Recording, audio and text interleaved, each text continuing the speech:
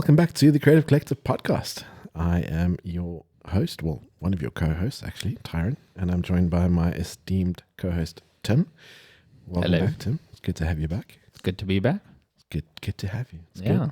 It's good. Let's get into episode 2. It's episode 2. I can't believe it's episode 2. It's amazing. What a journey it's been so far. I'm really looking forward to this. All right, so episode 2, we were discussing it off air and we came up with a plan of what we wanted to chat about today. It is important. It's really important, especially if you are looking to get into the industry, either as a wedding photographer or a wedding videographer. It is what we do. So it's the thing that we know the most about. Not that we know everything about it. We don't. But we want to be as helpful as possible. And if it's you and you are looking to get into the industry, this episode definitely is going to be for you. So the title of the episode is How to Build a Portfolio. And there are many facets to it, as we'll get into in detail. And Tim, as you said, you kind of briefly spoke about how you got into shooting weddings initially. In the previous episode, you discussed that, and just give us an overview of how you started. And I know you mentioned second shooting and what that looked like, and the importance of it going forward and setting the base of your career. Yeah, thanks. As I said in episode 1, hopefully you listened to it, I basically started off my journey as a second shooter. I actually assisted on my first wedding where I did very little shooting because I just wanted to learn how the industry worked. Portfolio aside, I basically thought, how does a wedding day look, and can I actually shoot one? Because I didn't know. Obviously, I knew photography, but I didn't know how a wedding day would look. So I assisted on a wedding and basically just learned the ropes. And then from there, I was asked back, and she sort of said, pull out your camera, take some shots. And to be honest, I don't even know if she used the shots, but I did. And that's how I built a portfolio. The person who hired me sort of asked me to come back week after week. And I basically built a whole portfolio in second shooting. And what was really nice about it is there was very little pressure in second shooting. And that's what you also have to take in mind when building your portfolio. There are very important moments of a day, and you also have to be upfront when you're building a portfolio and second shooting for the first time. You can't sort of say, I'm a very experienced second shooter, and then they want specifics from you and you're actually not. And I've heard of that happening before. And where I'm an experienced shooter, I say, yeah, I'm an experienced second shooter as well. And I walk in and I shoot. Mainly the second shooter takes care of the guys in the morning. They photograph the guys getting ready. Yeah. And obviously I can produce really good results on that because I've been doing this for a long time. But when you get into it, you have to be aware that is an important part of the day, and you have to do some research on it and realize what shots are important. And that's part of building your portfolio. Yeah. And then for the rest of it, sort of the couple shoot, you try and sort of involve yourself if you can. And that's where I was very fortunate. She would say, come along on the couple shoot. And I probably took about 20 photos maybe during that couple shoot. And that's how I built my portfolio. I did it wedding at a time. And I think I must have shot about 15 weddings before I had a really good selection of couple shoot photos. And that's how I started looking at it, is focus on the couple. And then that sort of built the initial side of my portfolio. And that's what you need to take into consideration is second shooting is really important for the main photographer and for the couple. Yeah. But for you trying to build a portfolio, you need to focus on what you're going to be showing the next couple that's trying to book you. Yeah. And we'll get into that into another episode is how to book your first wedding. But basically it's starting off with building a portfolio, and second shooting is really important for that. And you have to be very conscious of what you're photographing at the wedding. I mean, pre-drinks is really important, and that's part of your portfolio. You don't have to think. When I started, I thought, okay, if I have a couple of couples photos, good looking couples, I'll book weddings. That's not the only thing that couples care about. They want to see the pre-drinks, and you're giving me a smile because it is so important to that. Pre-drinks is part of the day. Couples want to see that as well, and that's one thing that when I was starting out, I didn't take into consideration. That's part of the day, and that's why I say I like to document the day. Yeah, that's part of it. That is part of the day is those pre-drinks, and seeing their guests having a good time is really important to couples. Yeah, definitely is. Definitely is. All right, that's perfect. Yeah, it gives an idea of the importance of second shooting. Just looking back on my own journey, I started shooting weddings. Well, I started second shooting. I think it was 2010 or 2011. I think was my first, and I didn't second shoot too many weddings before I solo shot my own wedding booking. But looking back, I kind of wish I'd second shot more because I think I would have advanced quicker, and I feel like I would have gotten better a lot faster than what I did. The learning and the advancing never stops. Yeah. But I think the process would have been helped by, second shooting more. So even building a portfolio aside, second shooting it's an important thing because, it gives you the opportunity to have, that opportunity to shoot important parts of the day and not necessarily have the pressure of a main shooter. So yeah, in terms of second shooting, you kind of touched on not getting paid. Where do you stand on the whole working for free versus working for reduced amounts versus full rates? Like, what is your opinion on that? I know that you've heard some things recently on, I think, a podcast you mentioned. Yeah. Where do you stand on that? What's your take on it, really? Yeah, so I have a pretty unpopular opinion where I was really happy to shoot for free. Yeah. And that was to build a portfolio. As I said, my first wedding I assisted on was completely free, and that was, we were very very transparent about it. She said, I'm not going to pay you. You're coming to learn, do your thing, learn. And that's what I did. And all it cost was a couple bucks in petrol. Yeah. And I got to learn how a wedding day worked. Obviously, all wedding days are different, but I got the basis of just that one. Yeah. So I've always had this idea that if you're starting out, be willing to work for free. I'm not saying do it. I'm not saying you have to. I'm just saying be willing to do it. Yeah. And fortunately, I haven't had to do it in a long time, but I was willing to do it when I moved here. I was willing to second shoot for free. I was willing to do a couple shoot for free. And you know what? Ironically, even now, I would do a couple shoot for free if I wanted a certain type. And we'll get onto the next topic. But basically, if I wanted to go into another side of weddings, i.e. elopements, which we'll get onto, I would ask a couple who wants a free photo shoot and give them hire a suit, and go do an elopement style shoot. And I'd do it all for free. And I'd be happy doing that because that is where I see the value in it, is having a portfolio in something. A portfolio you don't have to be paid to produce that. You can take that on as a marketing cost, and you can say, oh, this is advertising cost to go further. Yeah. It's not necessarily, I don't have to be paid for it. I don't mind not being paid for things if I want to learn to do it. Exactly, yeah. And I think we watch YouTube because we're learning stuff for free. Yeah. I mean, I went to university to study photography, and I would say I did it for 2 years. I'd say that second year was a waste of money, and I paid to learn that. Now I'm not getting paid, and should I be unhappy? I'm not. I don't mind not paying to learn something new. Exactly. That's my mentality behind it, is I'm learning to do something, and what I might be paying is a rental dress and some petrol. Yeah. And most couples are really happy to do it for free themselves. They're just like, oh, we'll find a time to do it. And you work around that.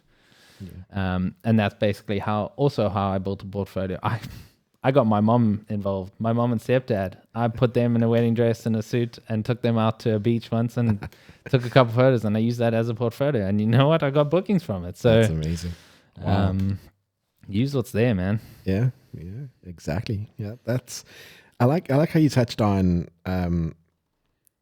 something a short while ago there, and I think we can call it being selective on what you want to shoot, and that kind of segues into what I want to maybe touch on a little bit. But being selective it's extremely important. Like, I look back on how I started and the weddings that I second shot, and they were all so different.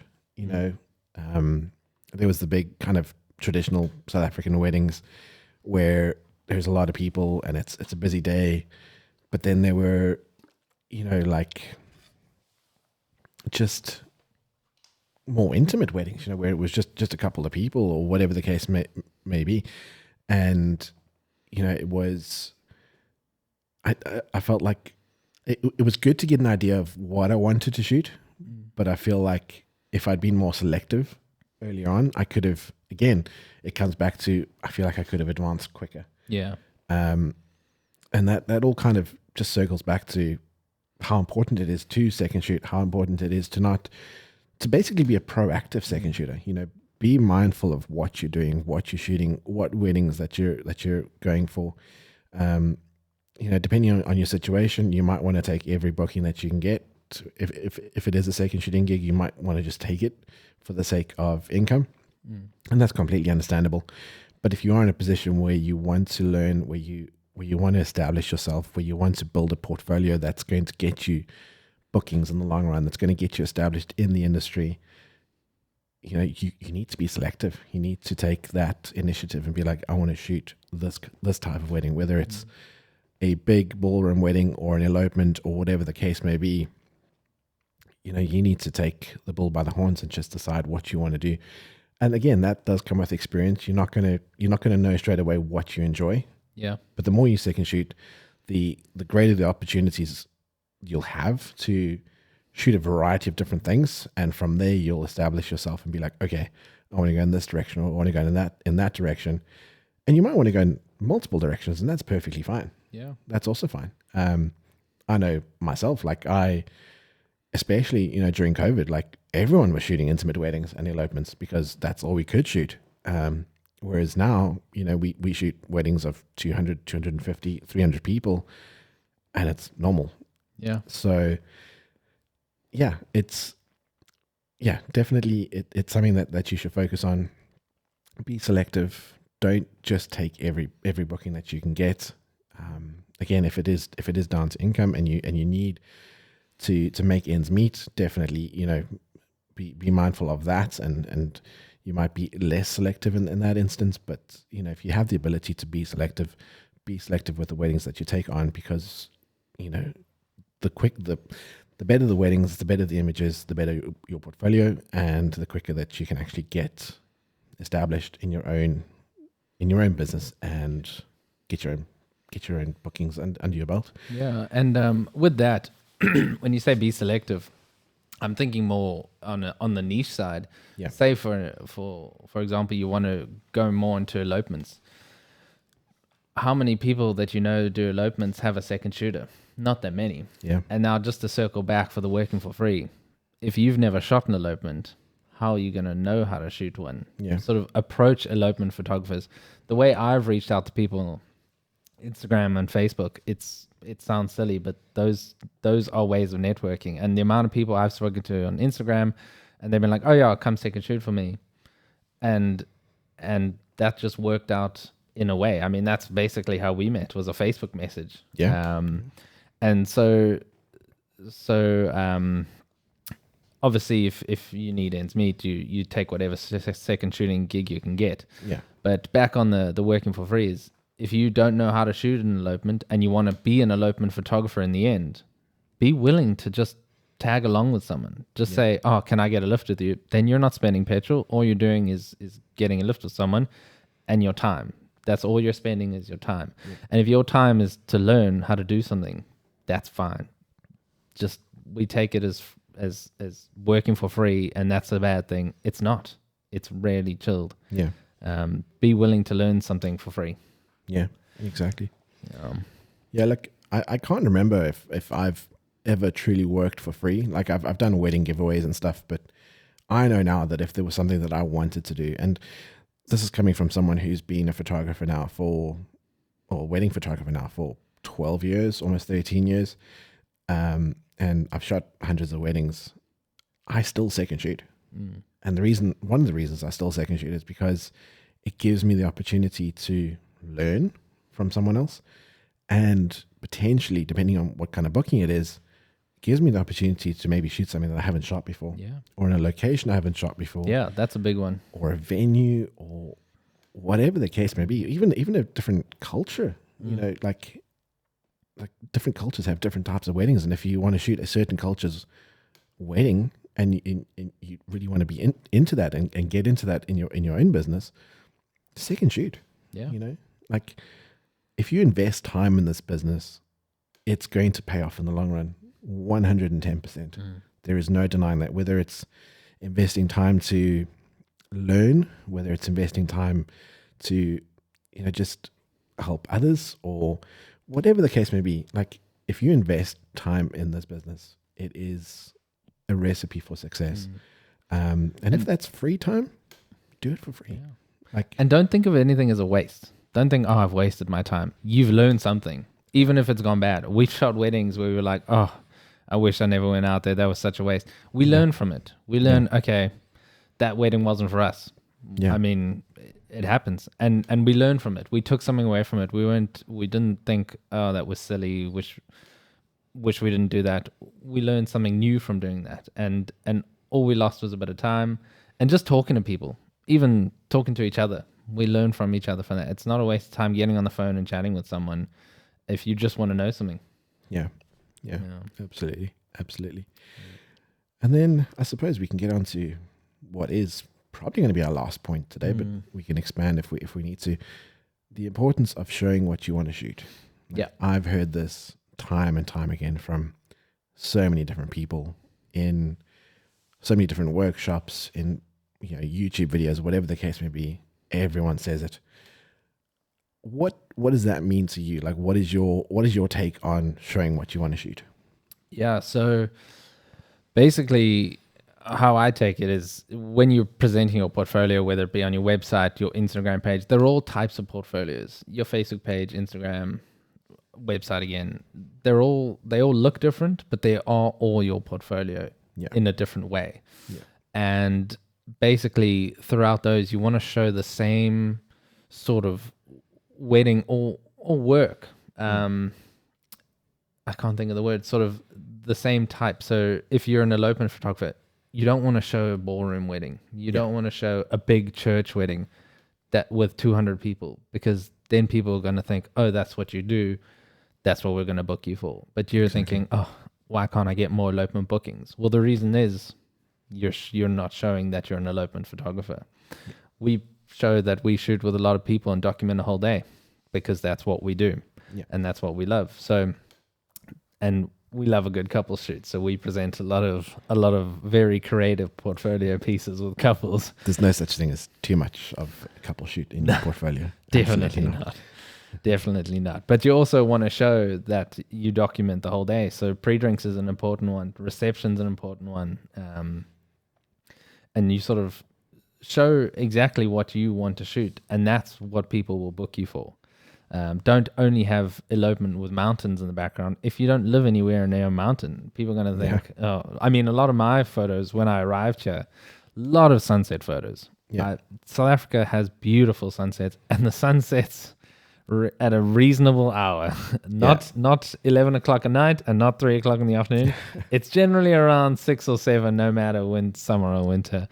And we get really good sunsets. So when I moved here, people are like, oh, those are great photos. And then slowly but surely, I've phased that out of my portfolio, and I'm showing more of what I can do with a cloudy, moody sky, because that's what it is here. People need to know they're not going to get a beautiful sunset, even though that's the portfolio I arrived with.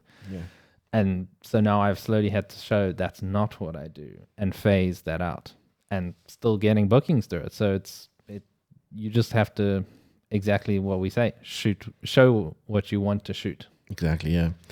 And I think, like, just going back over my own kind of time in the industry, is that not showing what you want to shoot, I think, is going to lead to burnout. It's going to lead to you not necessarily enjoying what you're doing. If you don't enjoy big ballroom weddings or big church weddings or whatever the case may be, and that's all you're shooting, you're only going to be able to do that for a certain amount of time before you're like, that's enough. And unfortunately, if you're not taking the bull by the horns and getting yourself out there, and say you want to shoot elopements, if you're not going and shooting elopements and you're not volunteering your time, volunteering your efforts, buying an elopement photographer a coffee and being like, hey, can we meet? And I just want to pick your brain about something. I really want to get into it. And obviously, you don't want a transactional relationship with photographers either, or videographers even, for that matter.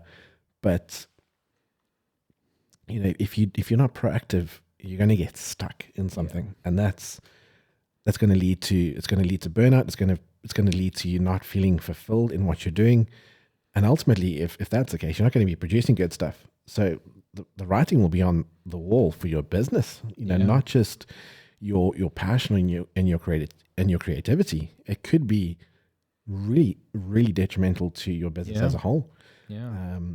So if there's something that you want to shoot, only show what you want to shoot. And if you don't have it in your portfolio, volunteer your time, volunteer your efforts, network, get yourself out there, get yourself onto as many Facebook groups as possible, all that good stuff, because it's going to make the world of difference in terms of getting you to shoot what you enjoy. And building the portfolio in the process, which then, as we spoke earlier, is going to lead us into episode 3 on how to book your first wedding. Because if you have the backing and you've got the portfolio, then you're only going to book what you want to shoot, what you actually want to shoot yourself.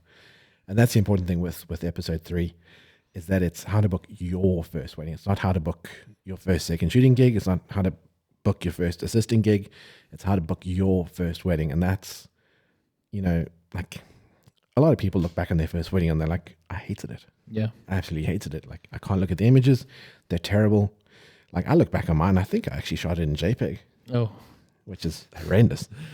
But, like, if I'd done it the proper way, I could potentially look back at that wedding now and be like, oh yeah, that's actually pretty good. And I think having that ability to look back on your first wedding and be like, yeah, I'm still proud of that, 10 years later, whatever the case may be, that speaks a lot on how your time in this industry is going to be spent. And that's pretty much that. So just to paint one more story for you, just tying all of these together. Say, for example, you want to be a destination wedding photographer or videographer.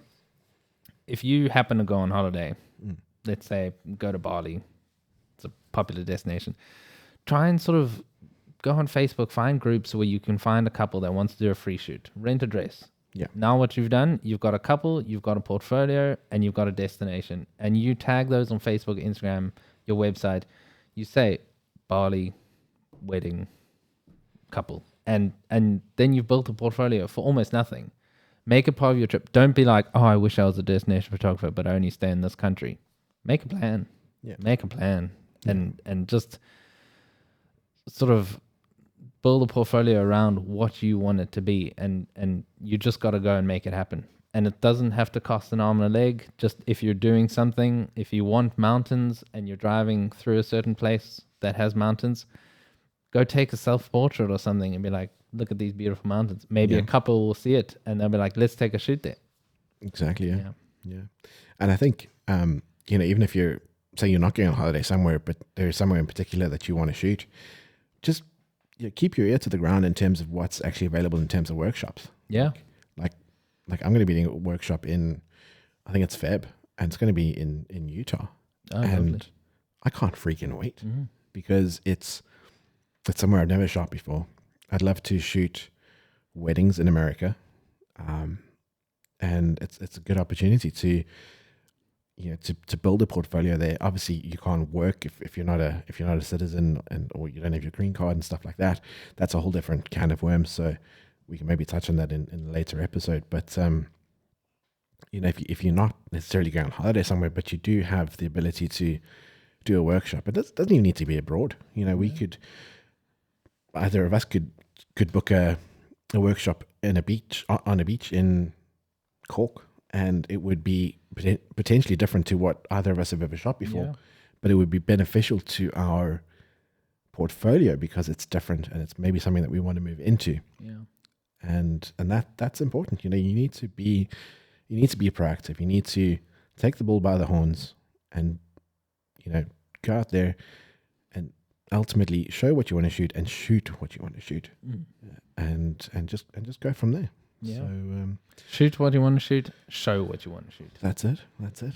It's the key to happiness, right? That's there. It's a key to a very long career in photography and videography. Because as I said earlier, if you don't have that, if you're not shooting what you enjoy, if you're not doing what you enjoy, you're going to burn out at an alarming rate, and it's not going to be fun for anyone, and it's certainly not going to be fun for your couples. And that needs to be the center focus of what we do is our couples. Yeah. So on that note, shall we finish this up? Again, thank you very much for listening. Tim, thank you for being an amazing co-host. Well, thank you. It's a pleasure as always. But just a reminder for those of you who are listening and potentially even watching, we do have a Facebook community that we're growing at the moment. It is still in its infancy. It is the Creative Collective. It's a Facebook group, and it's designed for creative individuals. So photographers, videographers, drone pilots. Yeah, we can actually do with more drone pilots. I think there is actually a really good drone pilot on that group. You or someone else? No. No, I would not use the word good to describe my drone flying abilities. But if you are a creative, so if you're a photographer, videographer, drone pilot, and you want to learn from others, you want to network, if you want to just take your work to the next level, or help someone else take their work to give advice, get advice. Exactly. Either. That group is perfect for you, and we really want to grow it. So if you're listening to the podcast, if you're watching on YouTube, please join the group. It's a great bunch of people on there. We're active, and we'd love to have you there. And if you are listening to this podcast on your favorite podcast platform, be that Spotify or Apple Podcasts, whatever the case may be, we'd love if you left us a star review or a star rating, whatever the case may be, just to let us know if you do appreciate what we're doing. It would be really, really appreciated. I think that's it until the next episode 3, and it will be how to book your first wedding. So I'm really looking forward to that. It'll be a fun episode, and there'll be some nuggets of wisdom in there, I'm sure. Yeah. So until then, have a good one, and we'll see you there. See you then.